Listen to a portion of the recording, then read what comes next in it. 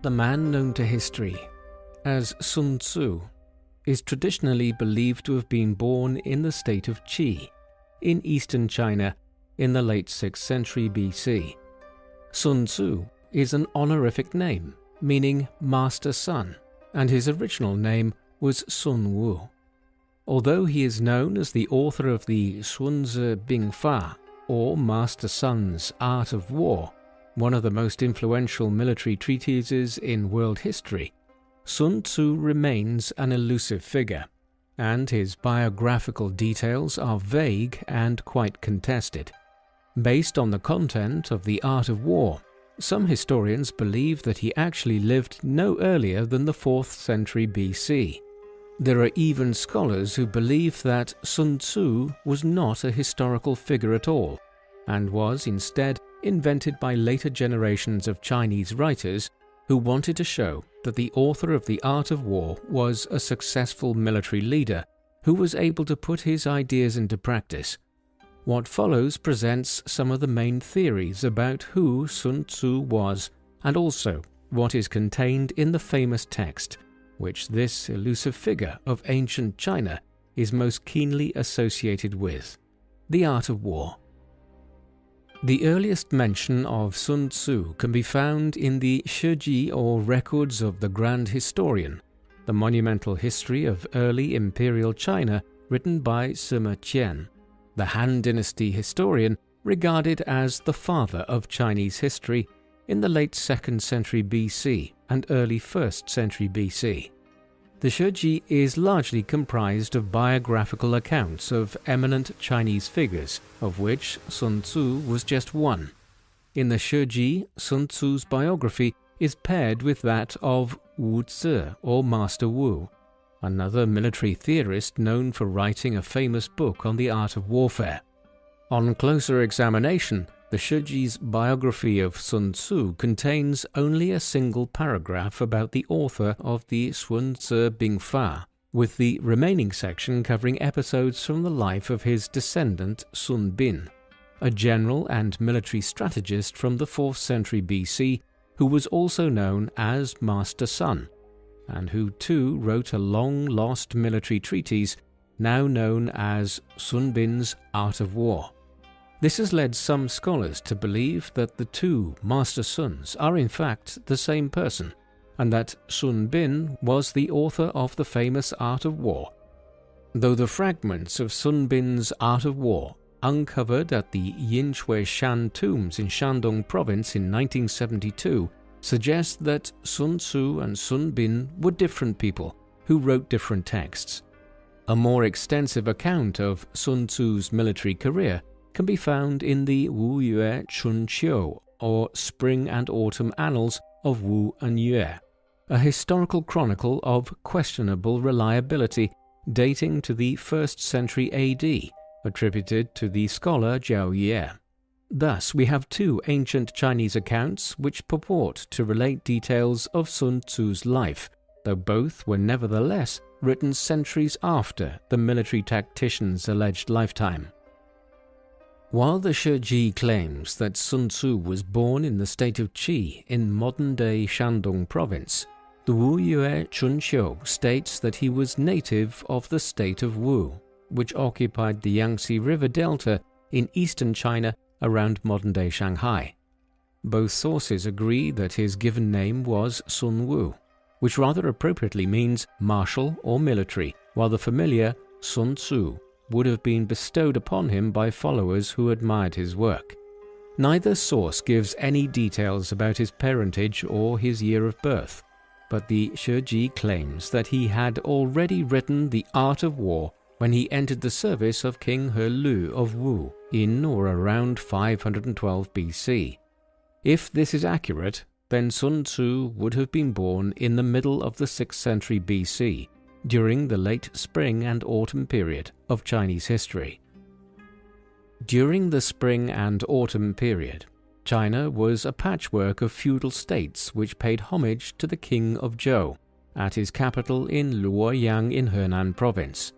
The Zhou had gained control over the central plain of China in the 11th century BC after overthrowing its predecessor, the Shang dynasty. The kings of Zhou had their capital in Fenghao in Shanxi province until the 8th century BC, when they were driven out by the Quanrong barbarians from the west and northwest in 770 BC. The surviving members of the royal family relocated the capital to Luoyang, marking the beginning of the later or Eastern Zhou dynasty. The Eastern Zhou is further subdivided into the spring and autumn period between the 8th and 5th centuries BC, and the Warring States period between the 5th and 3rd centuries BC. The Eastern Zhou was characterized by weakened central authority and the emergence of de facto independent states that nominally acknowledged the sovereignty of the king of Luoyang. Many of these feudal states had been founded in the 11th century by Zhou princes and influential generals and statesmen who were granted dukedoms throughout the Central Plain in recognition for their contribution to the founding of the dynasty. Over several generations, these dukes established their own independent power bases and began to take less notice of the king, though they continued to consider the king of Zhou their nominal sovereign. By the time the Zhou court moved to Luoyang, the king's power had severely diminished, and he could do little to prevent his hundreds of vassals from fighting among each other to expand their own territories. Hence, China's history in ancient times is a tale of a relatively powerful polity emerging as early as the 2nd millennium BC in the shape of the Kingdom of Zhou, but then followed by a period of royal decline and political fragmentation, before a new imperial power would eventually emerge and unite China under Qin rule. All of this ensured that China was dominated by warfare and conflict for many centuries, and Sun Tzu apparently lived in the midst of this. Surely it was this instability that led figures like him in ancient China to consider the art of war and how conflicts should be won and lost. In order to understand the background to Sun Tzu's alleged government service and how he was immersed in the high politics of late 6th century BC China, we need to understand some of the political intrigue and machinations of the time. During the spring and autumn period, and despite the broad political fragmentation of China at the time, the Zhou kings still retained considerable moral and spiritual authority over the central plain of China. For this reason, a series of powerful rulers who achieved leadership status among the feudal states, either by war or diplomacy, were granted the title Ba or Protector by the Zhou king, though the term is usually translated into English as hegemon. While several ancient sources, including the Shiji, refer to the 5 hegemons, no 2 sources share the same list of 5. The earlier hegemons were from dukedoms within the Yellow River Valley who swore allegiance to the Zhou, including Duke Huan of Qi in the east in the middle of the 7th century BC, and Duke Wen of Jin in the north in the 630s BC. By the beginning of the 6th century BC, political entities from outside the Yellow River Basin began to challenge the Zhou feudal system. The first of these was the state of Chu, south of the Yangtze River, whose rulers began calling themselves kings at the beginning of the 7th century BC as a challenge to the Zhou. Over the next decades, these different powers, the Zhou, Chu, Wu, Jin, and others, would continue to intrigue and make war on one another. If Sima Qian's account is true, then this is around the time that Sun Tzu was born and grew up. His experiences were ones of war and political chaos. It would only become more chaotic in the years ahead, and soon Sun Tzu would be personally involved. In the spring of 514 BC, forces of the Kingdom of Wu invaded Chu in an attempt to take advantage of the death of the ruler there, King Ping, the previous winter. The Wu armies were commanded by Prince Gai Yu and Zhu Yong, both of whom were brothers of King Liao. Prince Guang, a cousin of the king, now seized the opportunity of the prince's absence waging war on Chu to assassinate King Liao and take the throne of Wu for himself. He invited the king to his house for dinner. where, despite the presence of the royal guards, the assassin managed to stab the king with a dagger that had been hidden inside a grilled fish, his favorite dish. King Liao died instantly, and Prince Guang led a body of armed men to overpower the late king's bodyguards. Prince Guang duly established himself as King He Lu of Wu. Upon hearing the news of the usurpation, the late king's brothers defected to Chu. In his biography of Sun Tzu in the Shiji, Sima Qian states that Sun Tzu entered the service of this King He Lu in the 3rd year of his reign, around 512 BC. The Wu Yue Chun Qiu gives further context for the appointment, which is once again credited to Wu Zishu. By that time, King He Lu had advanced his plans to launch a campaign against Prince Gai Yu and Prince Zhu Yong, the two Wu princes who had defected to Chu after their brother was killed, and his throne was usurped by King He Lu. Our sources, sporadic as they are, suggest that Sun Tzu was introduced to the king around this time, with the intention that he might lead the campaign against Prince Gai Yu and Prince Zhu Yong and their followers.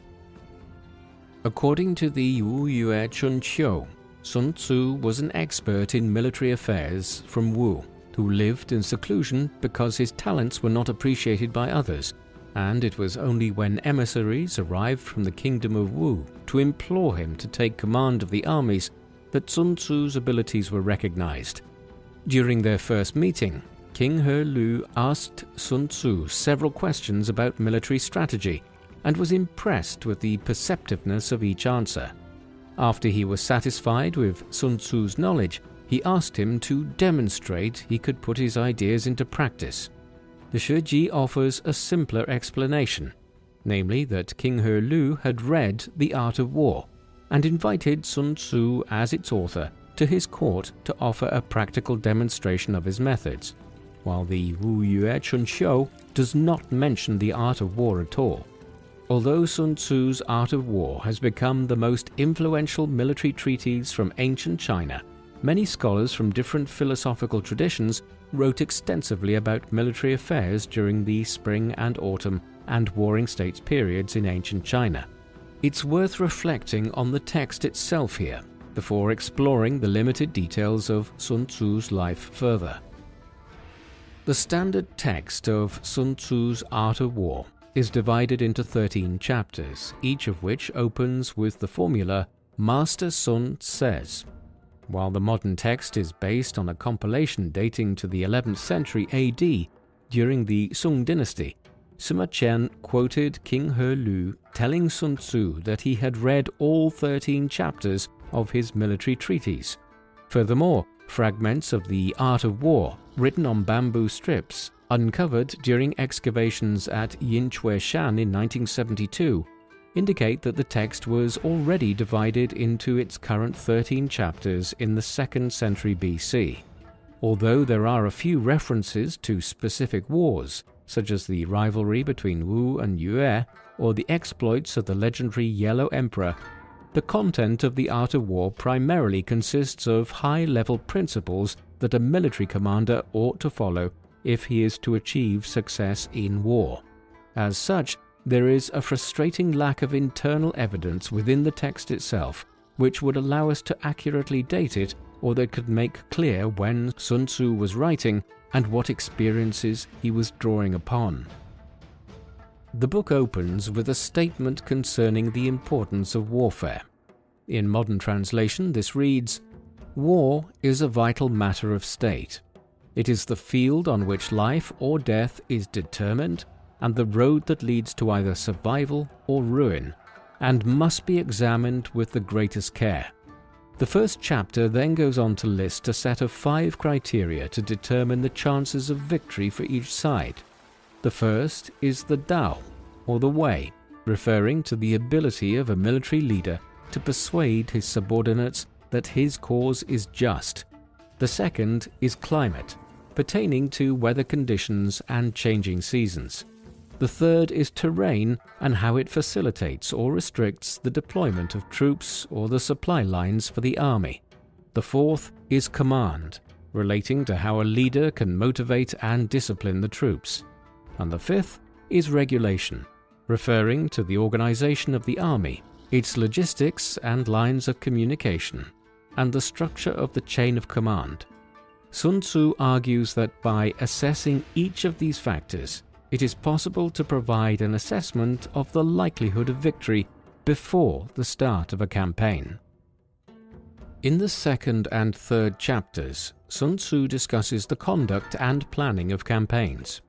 He places great importance on the need to keep the army well supplied on campaign, advising that it is best to keep campaigns brief so that the army does not run out of supplies, adding that it is better to fight on foreign territory and live off the land than to rely on long supply lines. In Chapter 3, Sun Tzu goes even further, famously stating that it is best for a commander to achieve victory over the enemy without fighting at all. Accordingly, a state's best options are to undermine the enemy's strategy and its diplomacy, and only resort to employing military force when there is no other choice.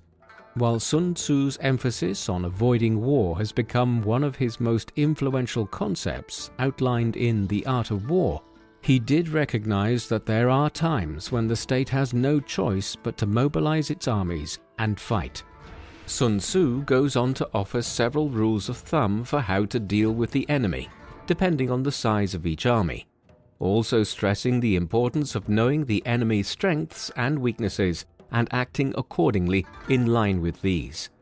In chapters 4 to 6, Sun Tzu discusses how a commander can recognize and exploit strategic positions and formations, and how to maneuver to gain strategic advantages from the enemy, forcing them to either fight a battle against the odds or to abandon their campaign entirely.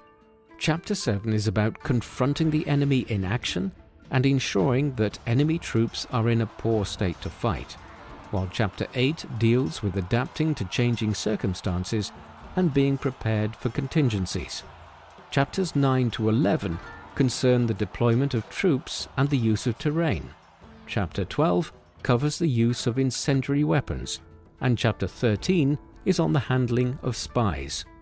Whether at the strategic, operational, or tactical level, Sun Tzu throughout emphasizes how to wrong-foot one's enemy or enemies through deception.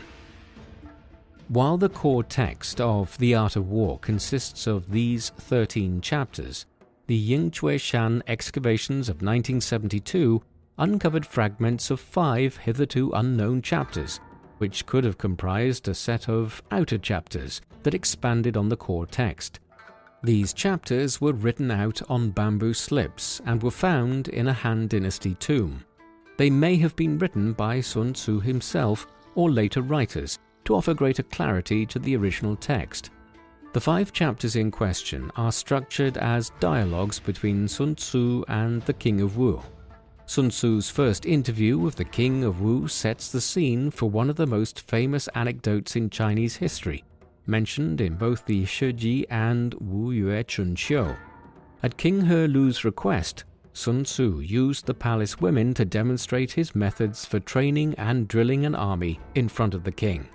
The Shiji states that 180 women were summoned for the demonstration, while the Wu Yue Chun Xiu gives a figure of 300. After the women were equipped with helmets, armor, swords, and shields, the group was divided into 2 companies, each commanded by one of the king's favorite concubines. Sun Tzu began by beating the drum signals for advance, right turn, left turn, and retreat, repeating the demonstration several times to ensure that the instructions were understood. However, when Sun Tzu beat the signal for right turn, the women collapsed into laughter. Recognizing that his instructions may not have been clear enough, Sun Tzu clarified them and once again repeated them several times. When he beat the signal for left turn, the women still responded with hysterical laughter. The infuriated general then explained that while the failure to follow orders on the first occasion may have been down to the general's commands, now that the orders were clear, it was the soldiers and officers who were at fault. Sun Tzu then gave orders to execute the 2 company leaders.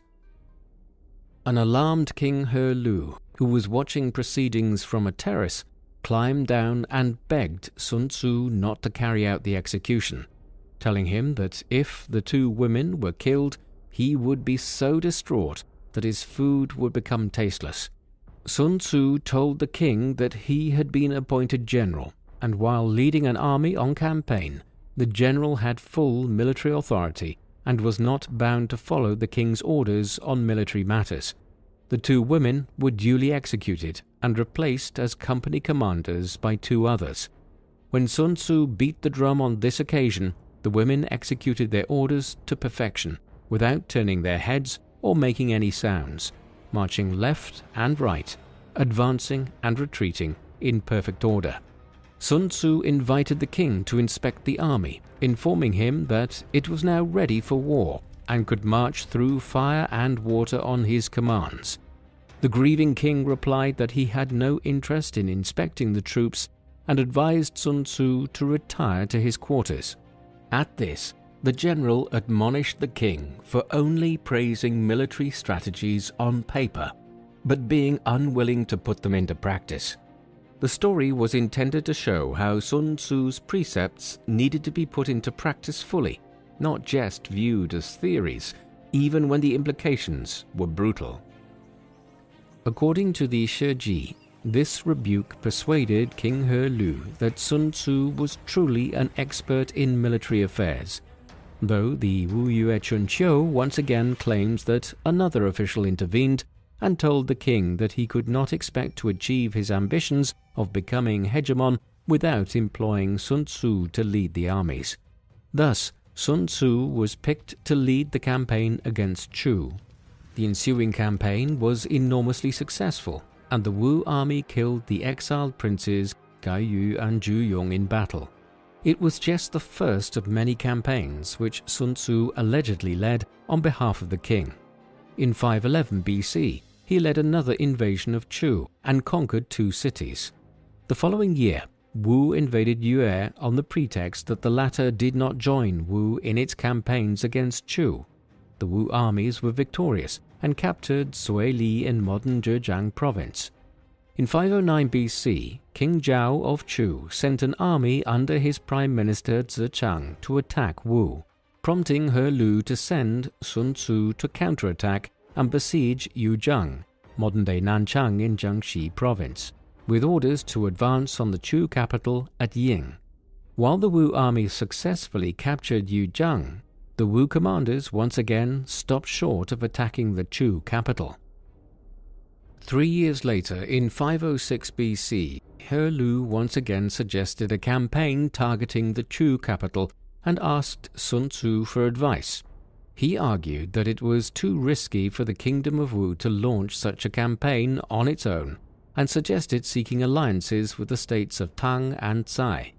After the alliance was formed, the coalition army assembled at Yuzhang and defeated Zechang in 3 battles on the eastern bank of the Han River. In late 506 BC, the opposing armies met once again at the Battle of Boju.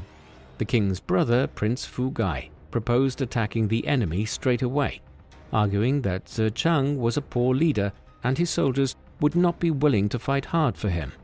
Although the king denied Fu Gai's request, the latter disobeyed orders and led a column of 5,000 men to attack Zechang's division, routing them and forcing their commander to escape to the state of Zheng in central China.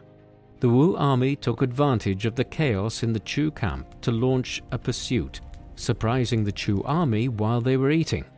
The Wu army went on to win another battle at Yongxi near the city of Jingshan in Hubei province, opening the road to Ying. By the time the Wu armies reached the city, King Zhao of Chu had already fled from his capital. In the aftermath of the clash, the Wu commanders, including Sun Tzu, also carried away the wives of the senior Chu generals as a further humiliation. Wu's victory over Chu in the Boju campaign helped King He Lu establish himself as the unofficial hegemon over the states of the Central Plain. However, the desecration of King Ping's tomb during the campaign prompted a Chu official named Shun Baoshu to request an alliance from the powerful state of Qin in the west to attack Wu. Despite some initial reservations, the ruler of Qin agreed to the alliance, as Qin foreign policy looked to Chu as a counterweight against Jin, its rival in northern China. In 505 BC, while Qin was preparing to send an army to invade Wu, the king of Yue took advantage of the fact that most of the Wu army was occupying Chu and launched a surprise attack. Not long after, Qin forces joined up with the Chu army and defeated Fu Gai in battle, compelling him to return to Wu. The Qin then attacked He Lu's main army, while a Chu detachment conquered Wu's ally, the state of Tang.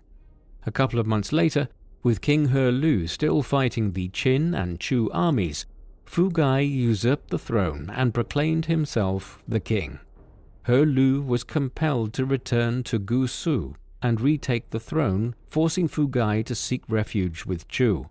Although Sun Tzu and his fellow commanders remained in Chu and managed to defeat the Chu army, they were defeated in turn by the Qin.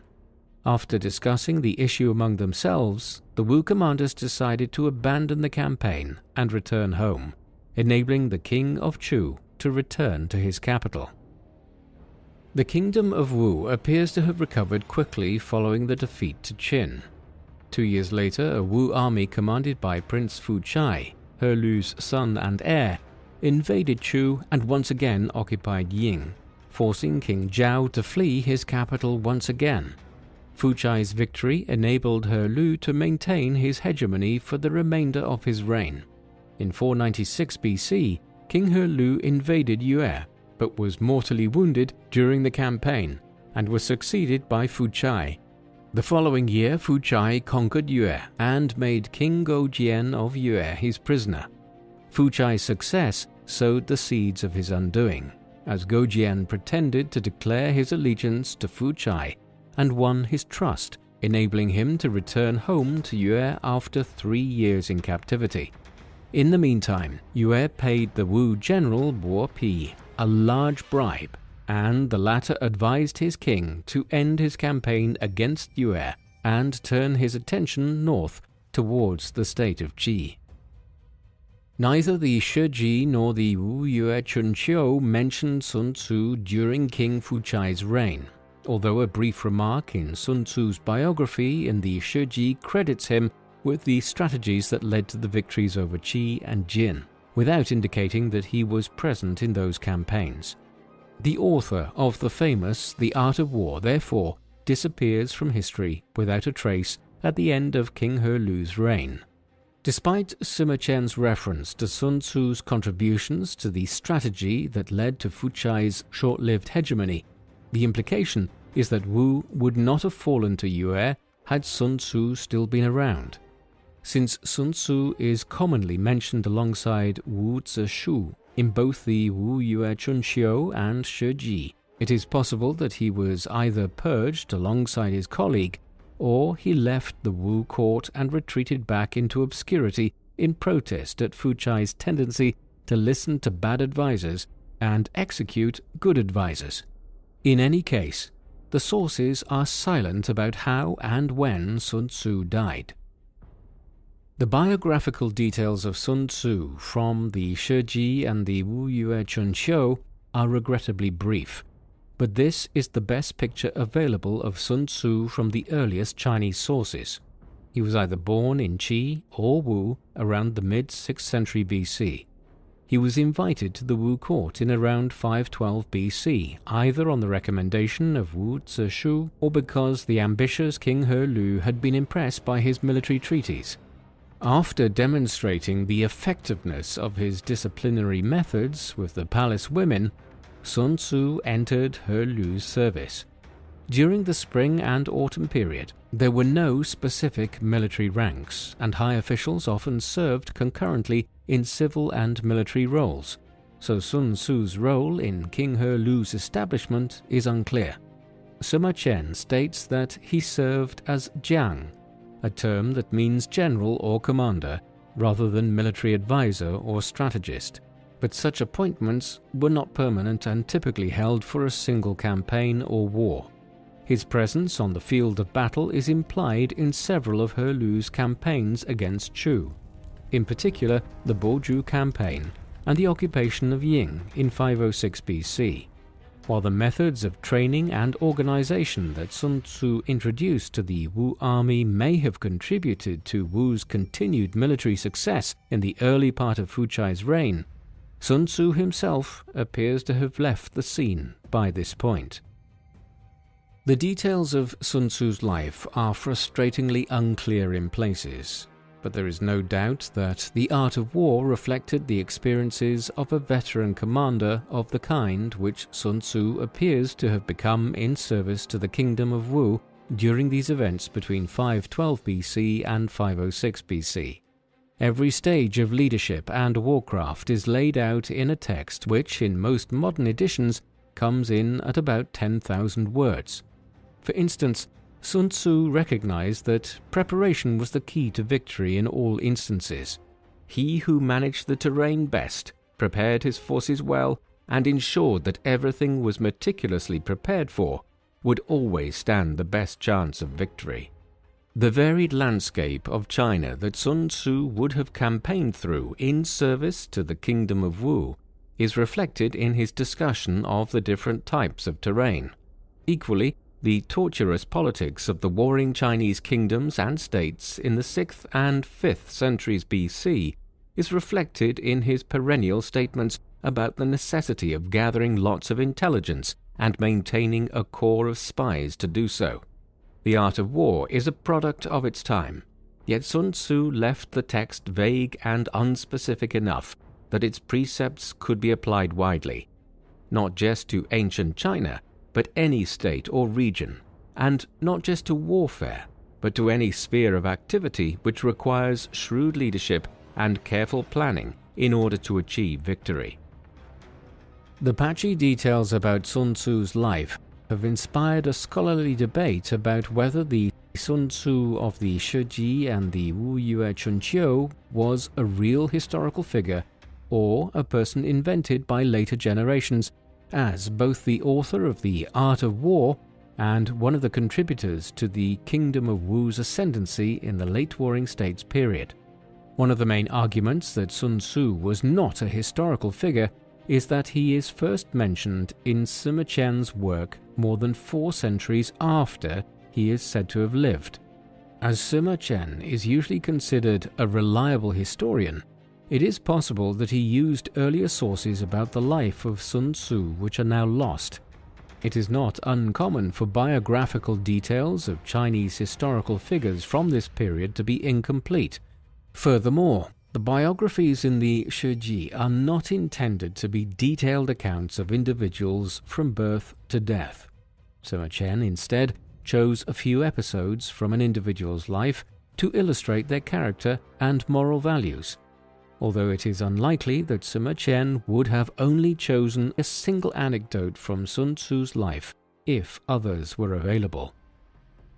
Interpretations of Sun Tzu's biographical details are further complicated by the actions of some ancient Chinese rulers. For instance, in 213 BC, Qin Shi Huang, the first emperor of China, infamously ordered the destruction of many classic Chinese texts that challenged the legalist doctrines he was trying to introduce at the time across China. While copies of The Art of War were retained by the Imperial Library, these were destroyed when the rebel leader Xiang Yu sacked the Qing capital of Xianyang in 208 BC, following the first emperor's death. These developments were deeply lamented by Sima Qian and undermined his efforts to write a comprehensive history. Nevertheless, Sun Tzu skeptics point out that the Zuozhuan, an influential set of commentaries to the Spring and Autumn Annals dating to the mid-4th century BC, has a lengthy description of some of the campaigns which King He Lu oversaw in the late 6th century BC, but does not mention Sun Tzu or Sun Wu at all. Another common argument deployed against Sima Qian's Sun Wu or Sun Tzu is that the text of The Art of War refers to several developments in military organization and technology, that did not take place until the Warring States era.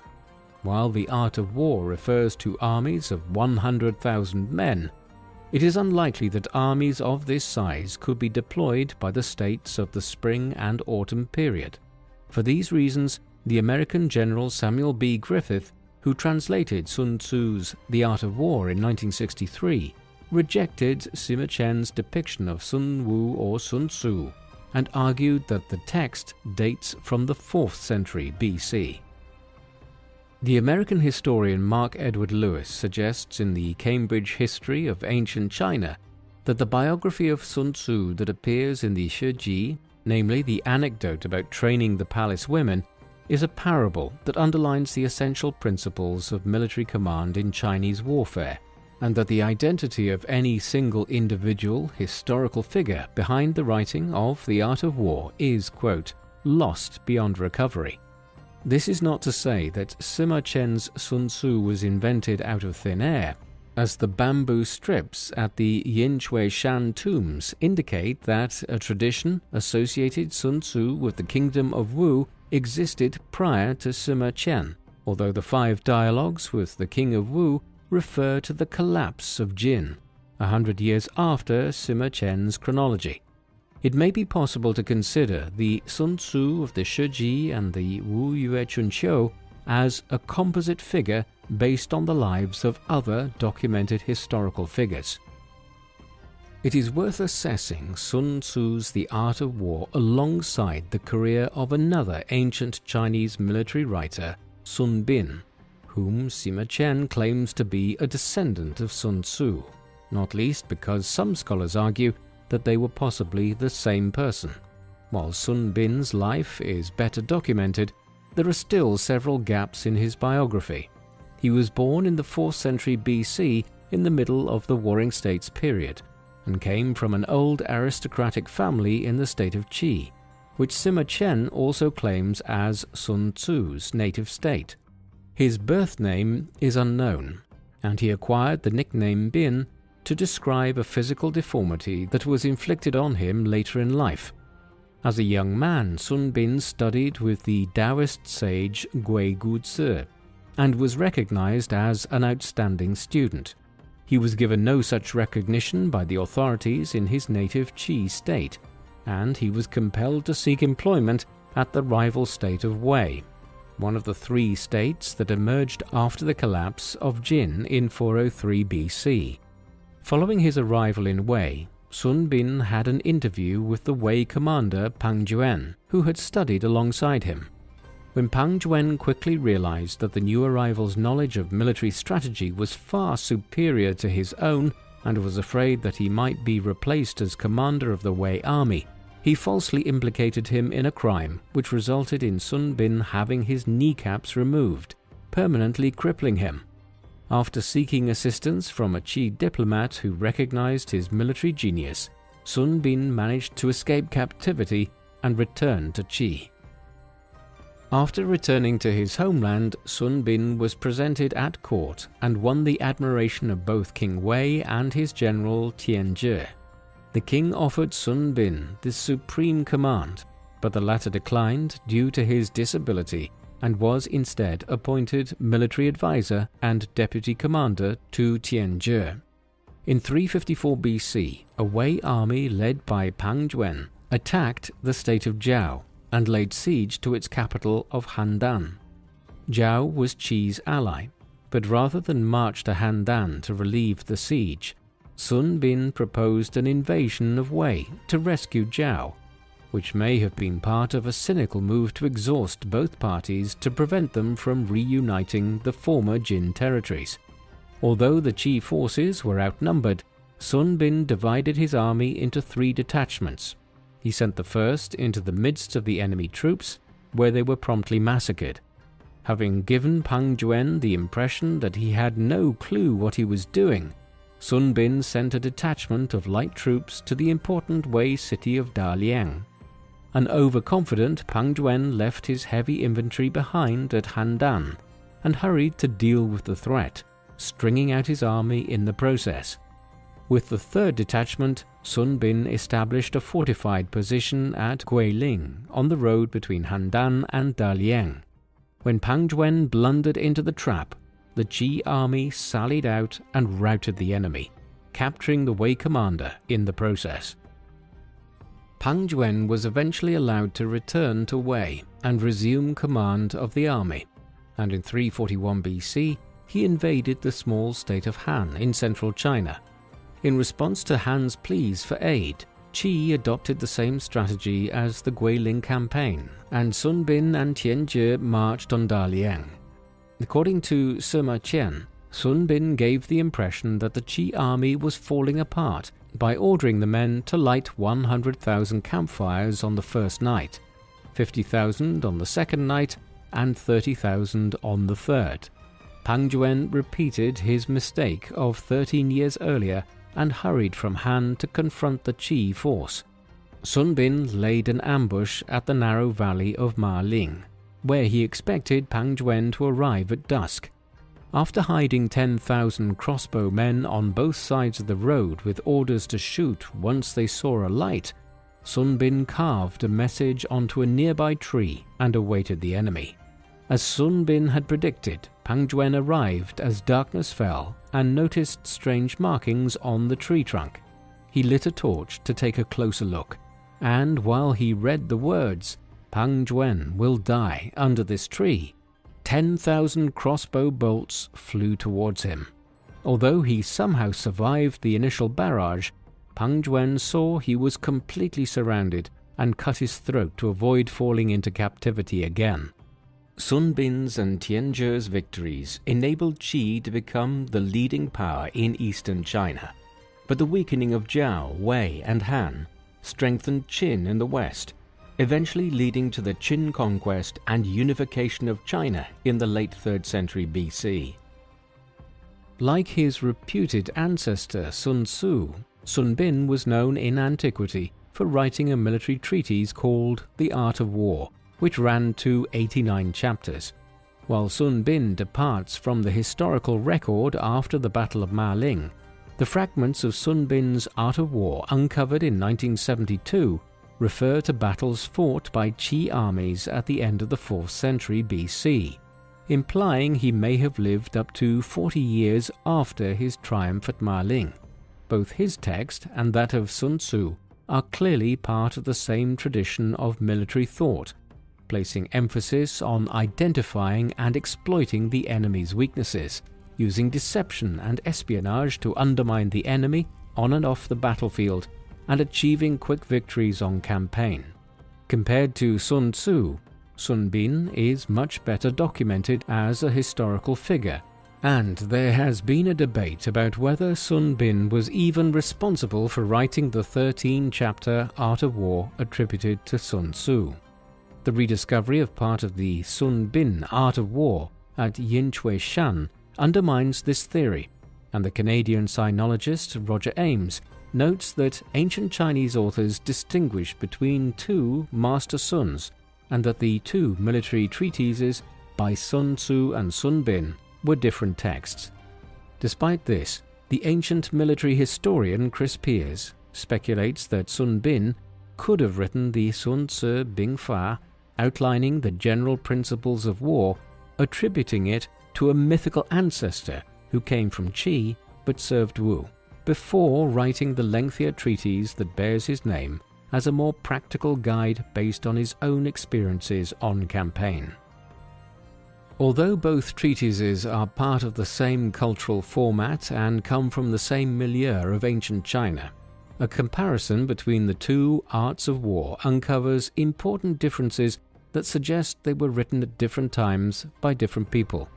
One major difference is that while Sun Tzu's Art of War advises against besieging walled cities, Sun Bin considers siege warfare a more legitimate method of waging war and gives advice on how to conduct siege operations. This would seem to indicate that Sun Tzu was writing during an earlier period in history when chariots dominated the battlefield, while by the time of Sun Bin, the development of military technology meant that it was easier for armies to successfully besiege and plunder cities. The American scholar Ralph Sawyer, an expert in Chinese warfare, argues that Sima Qian's Sun Wu was a real historical figure who was responsible for writing most of the 13 chapters of Sun Tzu's Art of War, but that subsequent editions were made by later generations, which became part of the core text.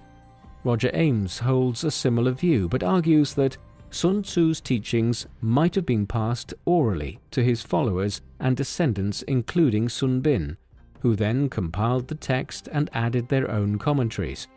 Sun Bin's Art of War may have initially been part of this corpus, before being regarded as an independent text, given Sun Bin's own subsequent reputation as a talented military strategist. While it is unlikely that there will ever be a satisfactory or conclusive answer to the question of the authorship of The Art of War, and just exactly who its author was and how he came to know so much about the nature of military leadership, the influence of the text is undeniable. According to ancient Chinese scholar Roger Ames, several Chinese classics from the 3rd century BC display an intimate knowledge of Sun Tzu's writings. By that time, the study of warfare had become especially important among Chinese scholars and officials serving the 7 major warring states, which were fighting each other for dominance of the Central Plain in the decades prior to the Qin dynasty's rise to imperial power. The eminent legalist scholar of that time, Han Fei, who lived during the mid-3rd century BC, wrote, "Everyone in the realm discusses military affairs, and every family keeps a copy of the Wu Zi and the Sun Zi." According to the traditional histories, the first emperor of China, Qin Shi Huang, relied on the art of war when planning his conquest of the warring states. The Shiji's descriptions of the Qin conquests regularly mention battles and campaigns in which Qin armies only managed to achieve victory after prolonged stalemates by sending agents into the enemy capital and undermining the enemy command structure in ways which Sun Tzu had recommended. In spite of his great influence, Sun Tzu's ideas did not fit neatly into the major Chinese philosophical traditions and had many critics. Although his invocation of the Tao, or Way, appears to endorse a Taoist view of the world, his view that warfare is an undeniable fact of life distances himself from the more pacifist Taoists. Confucians criticize Sun Tzu's emphasis on deception and assassination as the key to military victory, while legalists such as Han Fei criticize Sun Tzu's humanitarian instincts and his desire to avoid war. The Han Dynasty cavalry general Huo Chubing, who led devastating raids against the Xiongnu tribal confederation in the northern steppes, dismissed Sun Tzu by saying, quote, "The only thing that matters is how one's own strategies are going to work. There is no need to study the old-fashioned rules of warfare." Nevertheless, the art of war retained its key position in the Chinese literary canon, and the statesman Cao Cao, who conquered northern China at the beginning of the Three Kingdoms period in the 3rd century AD, left behind extensive commentaries on Sun Tzu's work. By the Song dynasty in the 11th century AD, the Sun Tzu Bingfa became one of the 7 military classics, a compilation of 7 texts which became required reading for aspiring army officers in imperial China. More speculatively, Sun Tzu's ideas could also have been familiar to Genghis Khan, even before the Mongol conquest of China in the 13th century. The Mongols certainly used swift maneuver and deception of the kind advocated for by Sun Tzu to great effect in their conquests. Despite the reverence shown to the art of war in China over the following centuries, in the late 17th century, the Qing dynasty Emperor Kangxi echoed Huo Chubing by criticizing Sun Tzu in the following way: "In war, it's experience of action that matters. The so-called 7 military classics are full of nonsense about water and fire, lucky omens and advice on the weather. all at random and contradicting each other. I told my officials once that if you followed these books, you'd never win a battle. Sun Tzu first came to the attention of the Western world in 1772, when the Jesuit missionary Jean-Joseph Marie Amiot published a translation of The Art of War. Napoleon Bonaparte, who trained as an artillery officer at several French military academies in the 1780s, is likely to have read Amiot's translation as a young man.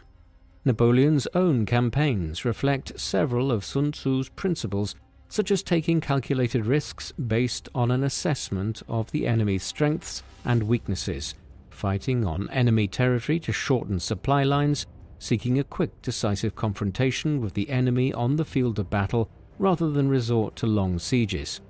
Napoleon's ability to take advantage of his army's marching speed to surround the unfortunate Austrian general Karl Mack at Ulm in October 1805 encapsulates Sun Tzu's doctrine of exploiting military advantage to defeat the enemy with as little actual engagement as possible. His use of deception a few weeks later at the Battle of Austerlitz, ahead of which he evacuated the high ground, left his right flank deliberately weak and gave the impression to enemy envoys that his army was in no condition to fight, is reminiscent of Sun Bin's campaigns against Pang Juan. The Napoleonic era inspired the two most influential military treatises in the Western canon, Antoine-Henri Jomini's The Art of War and Karl von Clausewitz's On War. Both writers describe a new era of warfare characterized by full mobilization of a state's resources for war, and Clausewitz appears to reject Sun Tzu's desire to, quote, defeat an enemy without too much bloodshed by stating that war is such a dangerous business that the mistakes that come from kindness are the very worst. Nevertheless, Clausewitz's famous observation that war is a continuation of policy by other means is reminiscent of Sun Tzu's declaration that war is an important matter of state and a state can achieve its objectives through both political and military means, though it is still a matter of debate whether Clausewitz had read a translation of Sun Tzu or not. The British soldier and military theorist Basil Liddell Hart, a veteran of the First World War, developed the concept of the indirect approach, arguing that it was more effective to strike indirectly and rapidly at an army's nerve center than to rely on the costly frontal against fortified enemy positions of the Great War. After being introduced to an English translation of The Art of War in 1927, Liddell Hart was astonished to find that many of Sun Tzu's ideas coincided with his own. During the following years, Liddell Hart further developed this indirect approach theory and wrote several influential books on how tanks could be used as a rapid strike force. In his foreword to General Samuel Griffith's 1963 translation of The Art of War, Liddell Hart describes a meeting in 1942 with the military attaché of the Chinese nationalist government, who informed him that his writings were among the principal texts of the Chinese military academy. When Liddell Hart asked about Sun Tzu, he was informed that the younger officers considered The Art of War out of date in an era of mechanized warfare. Liddell Hart advised the Chinese officers to return to Sun Tzu, whose 13 chapters were what he called, quote, the best short introduction to the study of warfare, and no less valuable for constant reference in extending study of the subject. Unlike the young Chinese nationalist officers, the Chinese communist leader Mao Zedong was an admirer of Sun Tzu, and used The Art of War to develop his theories on guerrilla warfare. In more recent history, General Norman Schwarzkopf was one of the leading proponents of Sun Tzu in the US Army, and put many of his principles into practice during the Gulf War in 1990 to 1991, using his tanks to roll over the Iraqi army from the west while threatening an amphibious invasion from the east, securing a quick and decisive victory at the cost of minimal casualties. Finally, while the art of war was not well known to the English-speaking world until after the Second World War, its influence as a guidebook for strategy and leadership now extends far beyond the military sphere. Brazilian football manager Luis Felipe Scolari quoted Sun Tzu in team talks to inspire Brazil's national team to victory in the 2002 World Cup, while New England Patriots general manager Bill Belichick has cited Sun Tzu as a major inspiration in his coaching philosophy. The writer and consultant Mark McNeely, a former officer in the US National Guard, has written books adapting Sun Tzu's theories to military and business leadership in the modern age.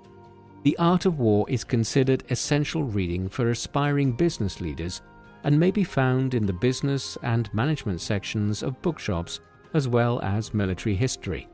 American interest in the art of war is partly inspired by the rise of China as a competitor to American global hegemony in the early 21st century. Any assessment of Sun Tzu must conclude by accepting that we know very little about him as a historical character. Indeed, there is still a debate as to whether or not he ever existed, with some scholars arguing that he was simply an invented figure who the art of war was attributed to. This latter argument probably goes too far.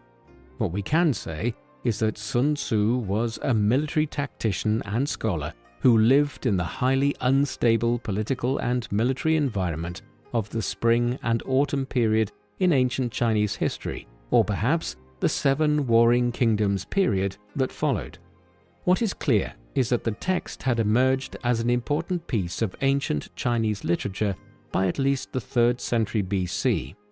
Out of Sun Tzu's observations on the utter instability and chaos of his time came this short little guidebook. On the surface of it, The Art of War reads like a straightforward text on military strategy, and there is quite a bit on that topic within its pages. But more than this, it is a reflection on leadership and knowing how to lead, and when to choose to fight one's battles. It is this latter feature that has made it a timeless text, one which is cherished as much by business leaders today as it is by military generals.